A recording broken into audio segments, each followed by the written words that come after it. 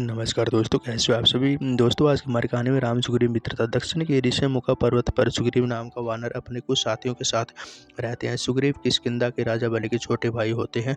राजा बलि और सुग्रीव के बीच किसी बात को लेकर मतभेद हो जाता है, जिस वजह से बलि सुग्रीव को अपने राज्य से निकाल देते हैं और उनकी पत्नी को भी अपने पास रख लेते हैं। बलि सुग्रीव की जान का दुश्मन हो जाते हैं और उन्हें देखते ही मारने का आदेश देते हैं। ऐसे में सुग्रीव अपनी जान बचाते हुए बलि से बचते फिरते हैं।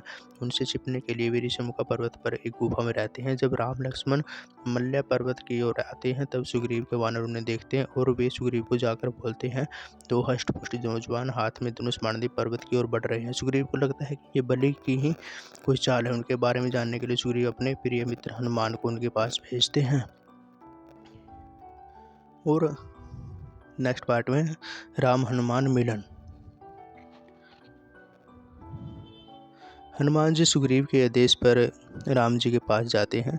वे ब्राह्मण भेष में उनके सामने जाते हैं। हनुमान राम जी की से उनके बारे में पूछते हैं कि वे राजा जैसे दिख रहे हैं, तो वे सन्यासी भेष में इस घने वन में क्या कर रहे हैं। राम जी उन्हें कुछ नहीं बोलते। तब हनुमान खुद अपनी सच्चाई उनके सामने बोलते हैं और बताते हैं कि वे एक वानर हैं जो सुग्रीव के कहने पर यहाँ आए हैं।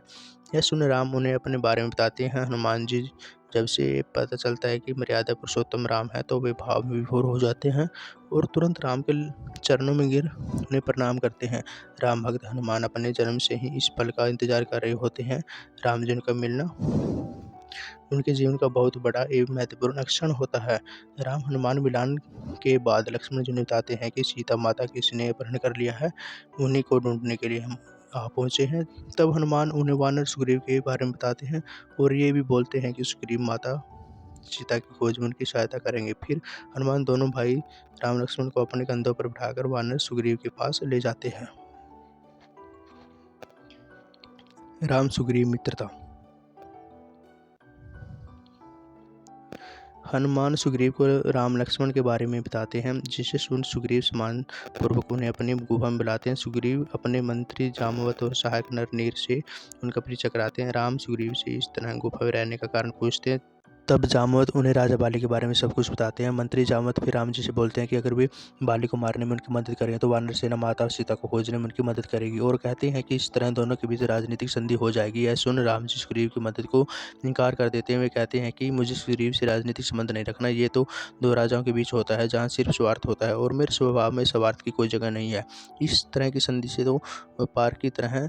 पहले आप मेरी मदद करें, फिर मैं आपकी मदद करूंगा, जैसी है। जामवत ये सुन राम से माफ़ी मांगते और कहते हैं कि वे छोटी जाति के हैं, उन्हें शब्दों का सही उपयोग नहीं पता, लेकिन नीयत साफ है। जामवत राम जी से कहते हैं कि उन्हें वो तरीका बताएं जिससे वन्य योनि के प्राणी और उनके जैसे उच्च मानव जाति के बीच संबंध स्थापित हो सके। तब राम जी बोलते हैं कि वो एक ही नाता है जो योनियों, जातियों, धर्मों और ऊंच नीच को छोड़कर एक मनुष्य को दूसरे मनुष्य से रिश्ता कायम कर सकता है, और वो नाता है मित्रता का। राम जी से बोलते हैं कि उस गरीब से ऐसा रिश्ता चाहते हैं जिसमें कोई शर्त ना हो, कोई लेन देन नहीं हो, किसी भी तरह का कोई स्वार्थ ना हो। उस रिश्ते में सिर्फ प्यार का आदान प्रदान हो। संधि तो राजा के बीच ही होती है, लेकिन मित्रता तो राजा की एक भिखारी से हो सकती है। राम जी सुग्रीव के सामने मित्रता का प्रस्ताव रखते हैं, जिस सुग्रीव का भाव विभोर हो जाते हैं। वे कहते हैं कि मैं वानर जाति का छोटा सा प्राणी हूँ, लेकिन आप मानव जाति के कुछ प्राणी हैं, फिर भी आप मुझसे मित्रता करना चाहते हैं, तो मेरा एक हाथ पिता की तरह थाम लीजिए। राम सुग्रीव के साथ अग्नि को साक्षी मानकर अपनी दोस्ती की प्रतिज्ञा लेते हैं।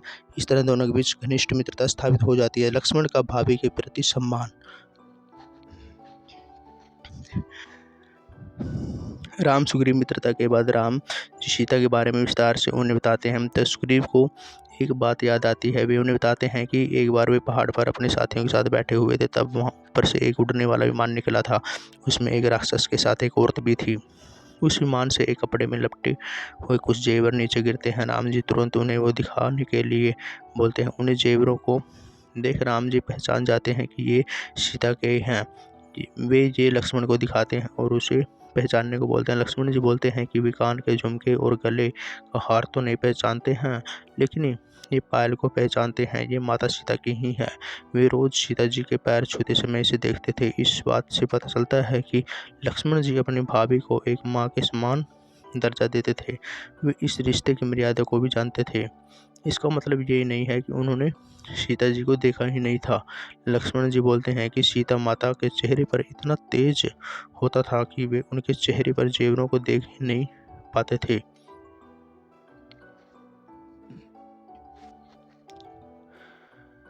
बलि का वध।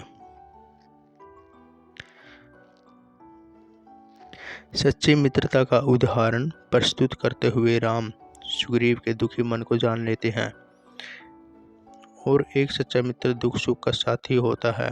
राम जी सुग्रीव के बड़े भाई से उसके राज्य किष्किंधा को वापस लाने का प्रण लेते हैं। राम जी सुग्रीव के साथ मिलकर बाली को मारते हैं और इस तरह सुग्रीव को उनका राज्य और उनकी पत्नी वापस मिल जाती है।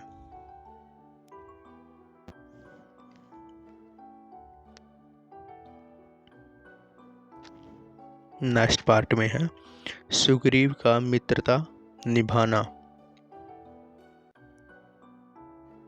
किष्किंधा का राज सिंहासन मिलने के बाद सुग्रीव उसे अच्छे से संभालने लगते हैं। उस समय बरसात का समय होता है तो सुग्रीव राम को बोलते हैं कि इस मौसम के बाद वे लोग सीता माता की खोज में निकलेंगे। इस बीच राम लक्ष्मण के साथ उसी राज्य के एक पास ही जंगल में कुटिया में रहते हैं और समय बीतता है और बारिश का मौसम भी खत्म हो जाता है, लेकिन सुग्रीव की कोई खबर नहीं होती। लक्ष्मण जो स्वभाव से थोड़े गुस्सैल थे, राम से बोलते हैं कि सुग्रीव अपना वचन भूल गया है और राम से पूछकर लक्ष्मण सुग्रीव से मिलने किष्किंधा राज्य जाते हैं। वे वहां जाकर सुग्रीव को बहुत बुरा भला कहते हैं। तब सुग्रीव उन्हें बोलते हैं कि वे अपना वचन नहीं भूले हैं, उन्हें याद है वे जल्द ही राम से आकर मिलेंगे और आगे की योजना बनाएंगे। इस बीच वे सीता माता की खोज के लिए जगह जगह अपनी वानर सेना के सैनिकों को भेजते हैं। सुग्रीव के सैनिक देश के कोने कोने में फैल जाते हैं। कुछ समय बाद उनके सैनिक आकर उन्हें खबर देते हैं कि सीता माता लंकापति रावण के पास लंका में है। तब सुग्रीव राम लक्ष्मण और अपनी सेना के साथ माता सीता को बचाने के लिए लंका की ओर प्रस्थान करते हैं। तो दोस्तों कमेंट बॉक्स में कमेंट करके हमें बताइए कि हमारी कहानी आपको कैसी लगी और जो भी न्यू व्यूअर हैं वो हमारे चैनल को सब्सक्राइब करके हमें सपोर्ट करें। तो मिलते हैं नेक्स्ट वीडियो में।